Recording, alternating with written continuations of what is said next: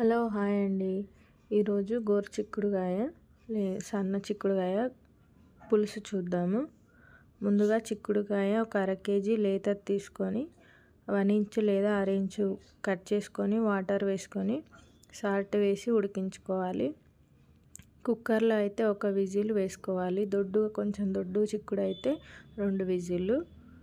ఇప్పుడు కొంచెం ఒక పెద్ద నిమ్మకాయ సైజ్ అంతా చింతపండు తీసుకొని వాటర్ వేసి పులుసు తీసి పక్కన పెట్టుకోవాలి.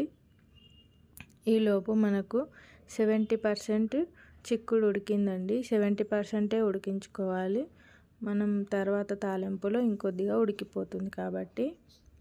ఇప్పుడు పైన ప్యాన్ పెట్టుకొని 1 టేబుల్ స్పూన్ ఆయిల్ వేసుకోవాలి. ఆయిల్ వేడైన తర్వాత ముందుగా ఆవాలు మెంతులు వేసుకోవాలి. మెంతులు పులుసులోకి చాలా టేస్ట్ని ఇస్తాయి కాబట్టి మెంతులు వేసుకున్నాను. ఈ మెంతులు కొంచెం ఎర్రగా వేగే వరకు వేయించాలి, లేకపోతే తినేటప్పుడు మనకు చేదు వస్తుంది.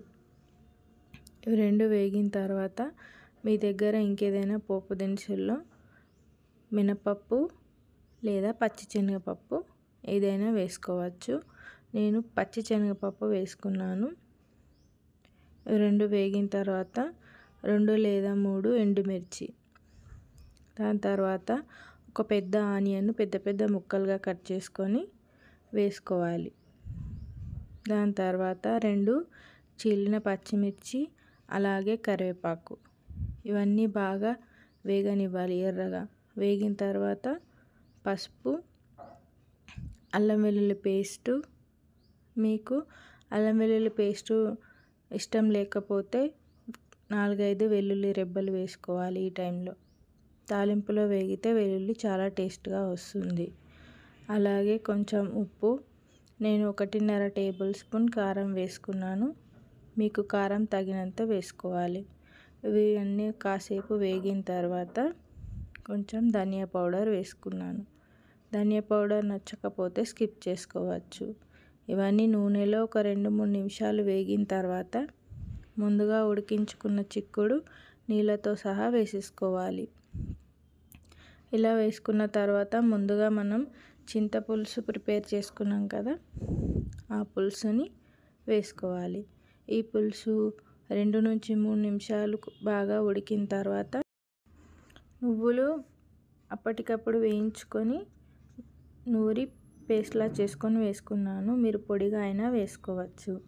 అలాగే 1 టేబుల్ స్పూన్ బెల్లం వేసుకోవాలి. పులుసుకు చాలా టేస్ట్ని ఇస్తుందండి బెల్లం. ఇవన్నీ బాగా దగ్గర పడే వరకు ఉడికించుకోవాలి. మీకు పులుసు కొంచెం పల్చగా ఇష్టం ఉంటే తొందరగా దించేసుకోవాలి.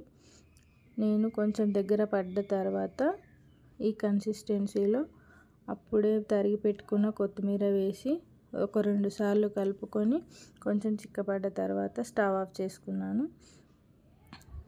గుమగుమలాడే టేస్టీ